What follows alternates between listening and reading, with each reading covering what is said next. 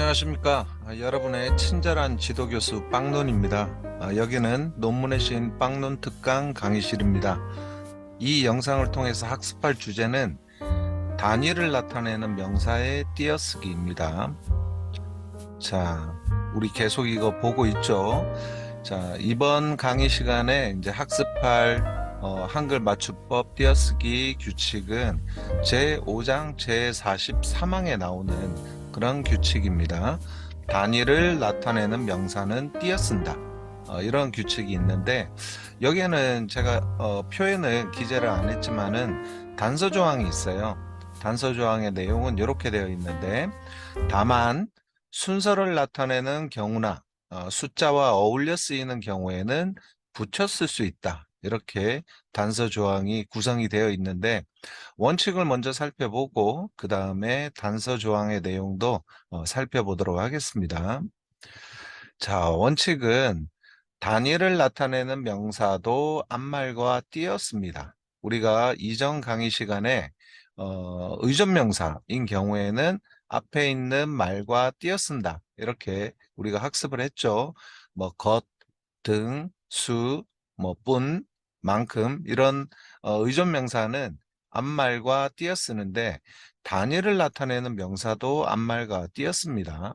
여기 보면은 파란색으로 제가 이제 색칠을 해 놓은 것들이 단위를 나타내는 명사이거든요.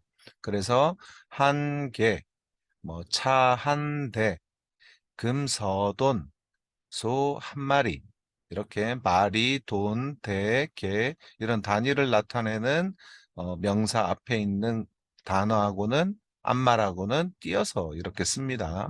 그래서 한 다음에 개 사이는 띄었었죠. 한 대 사이도 띄었었고 서돈 사이도 띄었었습니다. 한 마리 했을 때도 띄었습니다. 그것은 옷을 나타내는 벌, 또 나이를 나타내는 살, 또 뭐 조기 이런 생선을 나타낼 때 쓰는 단위 명사 손, 또 연필 이런 것은 자루라고 표현을 하죠.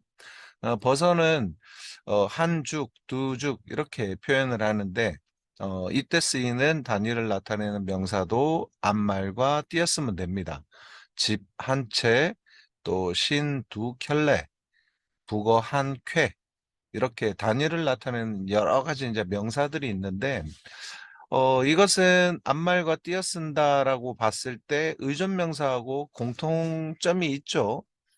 그런데 사실 이 단위를 나타내는 명사 자체가 의존명사예요. 그래서 우리가 이전 강의 시간에 배웠던 원칙을 그대로 적용하면 별 무리 없는 거예요. 근데 이제 단서 조항이 있어서 붙였을 수도 있다라는 게 이제 이 의존명사, 보통의 의존명사하고 좀 다르죠. 단위를 나타내는 명사인 경우에는 앞말과 띄어 쓰는데 단서 조항에 의해서 붙여 쓰는 것이 예외적으로 허용이 됩니다. 그런데 그냥 일반적인 의존명사 같은 경우에는 예외적인 허용이 없죠. 무조건 앞말하고 띄어 쓴다. 그 부분에서 단위를 나타내는 명사하고 조금의 차이가 있습니다. 자, 이 단위와 관련된 그런 이제 명사 중에서 논문에서 자주 틀리는 표현이 한 두 가지 정도가 있어요. 그래서 이 부분은 여러분들한테 좀 강조를 하고 앞으로는 여러분들이 논문을 작성을 할 때 이런 부분에 있어서 띄어쓰기가 틀리면 안 되겠다라는 것을 꼭 익히셨으면 하는 두 가지 정도의 표현을 제가 알려드리도록 하겠습니다.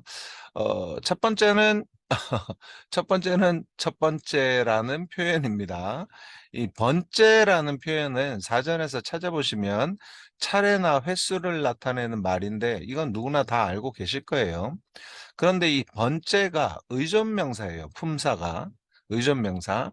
그래서 단위를 나타내는 말이기도 한데 어, 품사가 의존명사이기도 하기 때문에 앞말하고 어떻게 해야 됩니까?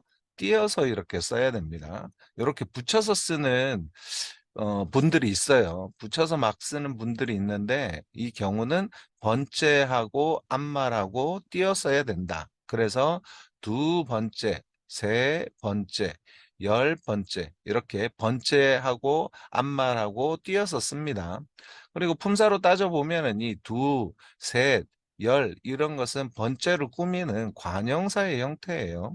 그래서 관형사 플러스 의존명사로 되어 있을 때는 둘 사이를 띄어 쓰는구나 이렇게 이해를 하시면 되고, 이 번자가 안 들어가면 비슷하게 이제는 다른 말이 되는데 사실은 비슷해 보이는 거죠. 첫째가 있고 둘째, 셋째, 넷째, 뭐 열째. 근데 얘네들은 사실 따져보면 품사를 따져보면 얘네들은 수사예요. 우리의 국문법에서는 이제 체언이라고 불리는 그런 품사가 세 가지가 있습니다. 여러분들이 잘 알고 계시는 명사, 대명사가 있죠. 그 외에 수사가 있습니다. 이런 숫자를 표현하는 단어는 명사처럼 그렇게 체언으로 봐요. 체언으로 보고 이 자체가 하나의 고유 단어로 다 인식이 되는 겁니다. 그래서 이런 단어가 나왔을 때는 앞뒤를 다 띄어 쓰는 거죠. 아무튼 요거하고 비슷해 보이는데 사실은 좀 달라요. 네. 관형사 플러스 의존명사의 형태로 쓰이는 그런 표현인 거고, 밑에는 그냥 그 자체가 하나의 명사처럼 쓰이는 그런 수사다. 뭐 번자가 들어가고 빠진 정도의 차이지만은 품사로 따져보면 조금 많이 다르다라는 걸 알 수가 있죠. 그리고 이런 표현을 우리가 논문에서 사실은 굉장히 많이 쓰거든요. 뭔가를 나열해야 될 경우가 굉장히 많잖아요. 그럴 때 첫째, 둘째, 셋째, 넷째 이렇게 쓰셔도 되고, 첫 번째, 두 번째, 세 번째, 네 번째 이렇게 쓰셔도 되는데, 번째라는 말을 썼을 경우에는 앞말하고 항상 띄어서 이렇게 표현을 하시면 된다라는 거고, 어, 번이라는 말을 집어넣지 않고 쓸 경우에는 어, 이렇게 붙여 쓰는 거죠. 이 자체가 수사기 때문에, 하나의 품사기 때문에 첫째, 둘째, 셋째, 넷째 이렇게 쓰시면 되는 거고요. 근데 이런 경우가 있어요. 첫째, 둘째, 셋째, 넷째라고 표현을 할 때 여기 셋째하고 넷째는 시옷 받침을 집어넣어야 되는데 이걸 빼고 쓰시는 분들이 있거든요. 그거는 이제 오자입니다. 오자가 되는 거죠. 잘못 쓴 표현이 되는 거고, 이렇게 시옷 받침을 넣어야 된다. 아마 이 강의를 듣는 분들은 다 알고 계실 거예요. 이런 실수는 범하지 않으실 거라고 생각을 하고요. 그리고 중요한 거 한 가지. 내가 만약에 나열해야 될 게 뭐 네 가지 종류가 있다. 그랬을 경우에는 첫 번째, 두 번째, 세 번째, 네 번째 이렇게 끝내지 마시고 첫 번째, 두 번째, 세 번째 그리고 마지막으로 이렇게 표현을 하시면 더 좋겠다는 겁니다.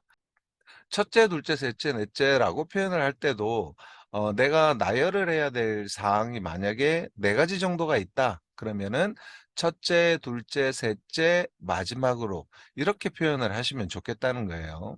다시 한번 설명을 드릴게요.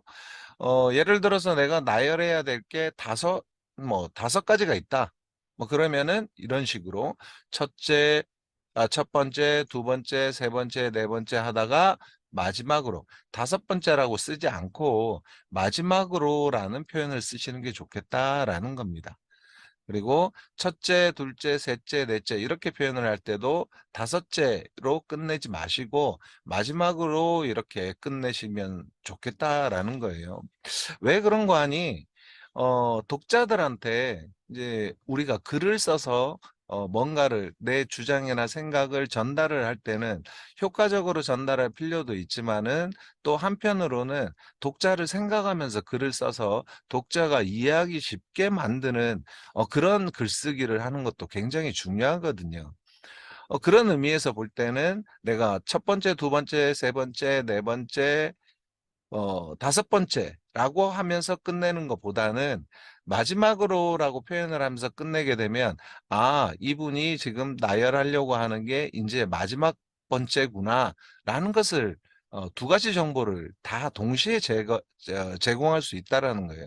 여기서 말하는 두 가지 정보라는 것은 네 번째 다음에는 다섯 번째라는 그런 의미도 담고 있는 거고, 그 다섯 번째가 사실은 내가 열거하고자 하는 내용의 마지막 내용입니다라는 정보도 같이 제공을 하는, 그게 바로 마지막으로라는 이 표현이 가지고 있는 뜻이거든요.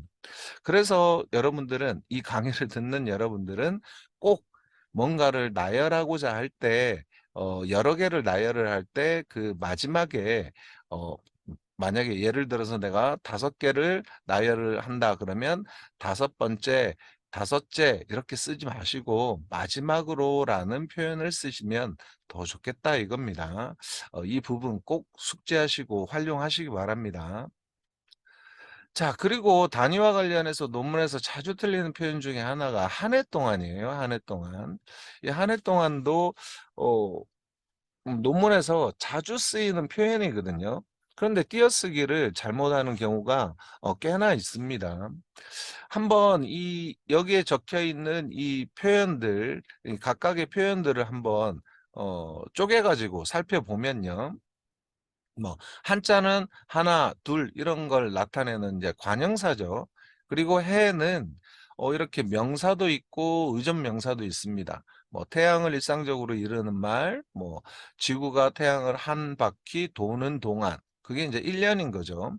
그런 1년을 명사로 표현을 할 수도 있고 의존 명사로 지구가 태양을 한 바퀴 도는 동안을 세는 단위로서도 쓰일 수 있어요.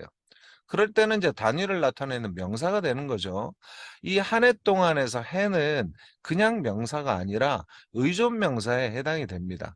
이 뭐 1년씩을 세는 단위로 쓰이는 거죠. 그래서 한 해, 두 해 이렇게 표현을 하지 않습니까? 세는 단위로서 해를 쓴 겁니다. 그렇다면은 앞에 있는 관형사와 의존명사, 이 의존명사 앞에 나오는 말하고는 항상 띄어쓰는 거지 않습니까? 그런데다가 지금 이 강의를 통해서 여러분들이 학습한 바와 같이 단위를 나타내는 명사도 앞말과 띄어쓰잖아요. 이렇든 저렇든 어, 얘는 이제 띄어써야 되는 거죠. 그렇기 때문에. 그리고 또 많이 헷갈리는 것 중에 하나가 이 동안인데 동안은 명사입니다. 그냥 이걸 막 붙여 쓰는 경우가 있어요. 한자는 띄어 쓰고 해 동안은 또 붙여 쓰는 분들이 있어요. 근데 이렇게 써야 맞는 거죠. 한 다음에 띄우고 해, 다음에 띄우고 동안 이렇게 표현을 해야 됩니다.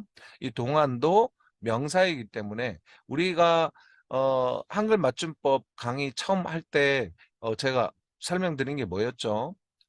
한글 맞춤법의 대원칙 그것은 단어와 단어 사이는 띄어 쓴다지 않습니까?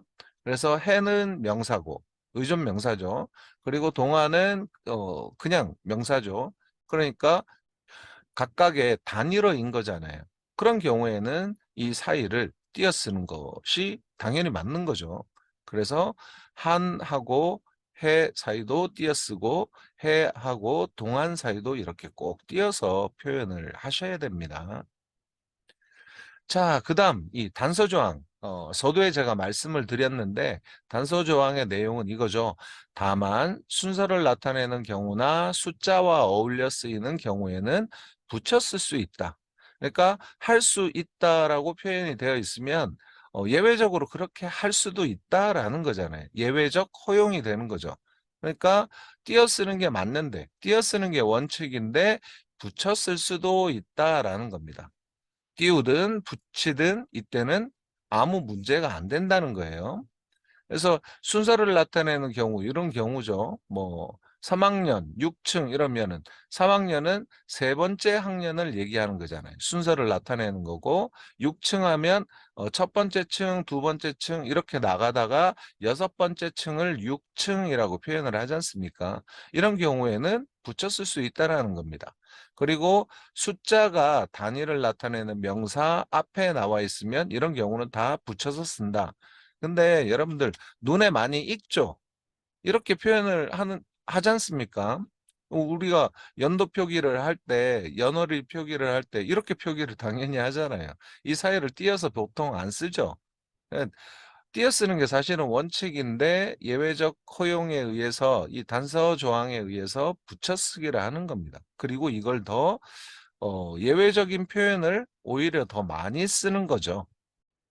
뭐 또 그다음에 뭐 80원, 10개, 뭐 7m 이런 경우에도 숫자하고 단위를 나타내는 명사 사이는 붙여 쓸 수가 있는 겁니다. 띄어 쓰는 게 원칙이지만 붙여 쓰는 경우가 훨씬 더 뭐랄까 더 눈에 익죠. 네, 더 눈에 익고 이렇게 쓰는 경우가 훨씬 더 많습니다. 그래서 제가 마지막으로 여러분들께 말씀드리고 싶은 것은 이거예요. 여기에 제가 뭐 여러분들께 질문을 하나 던지고 있는데 어떤 표현이 더 자주 쓰이냐 이 말이에요. 이렇게 킬로미터, 킬로그램, 그다음에 퍼센트 이런 단위를 나타내는 영문자로 된 표현이 쓰였을 경우에 앞에 숫자가 나오면요. 숫자가 나오면 이걸 띄어쓰기를 해도 문제 없습니다. 제가 지금 빨간색으로 되어 있다고 해서 바탕이 빨간색으로 되어 있다고 해서 이거 틀린 표현인 것은 아니에요. 이렇게도 쓰여요. 그런데 여러분들이 많이 봤던 그런 표현은 이런 표현이 훨씬 많죠.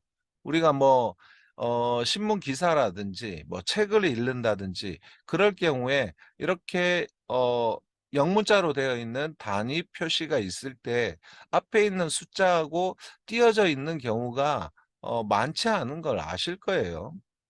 그런데 희한하게도 공학 계열의 논문이라든지 의학 계열의 논문을 보다 보면은 어떤 이제 통계 수치 같은 거 표시를 할 때 단위가 나오고 영문으로 된 단위가 나오고 앞에 수치가 나와 있을 경우에 띄어 쓰는 경우가 굉장히 많아요. 그게 잘못된 것은 아닌데, 분명 잘못된 것은 아닌데, 붙여쓰기가 훨씬 더 우리가 눈에 익는다는 거죠. 우리 눈에 있기 때문에 그러니까 낯설지 않기 때문에 이런 표현을 쓰는 것이 오히려 독자들이 볼 때 훨씬 이상하지 않고 눈에 잘 들어오고 읽는데 덜 방해가 된다라는 겁니다. 오히려 이렇게 띄어져 있으면은 왜 이걸 띄어서 이렇게 표현했지? 이런 생각을 하면서 그 글에 집중을 잘 못할 수가 있다라는 겁니다.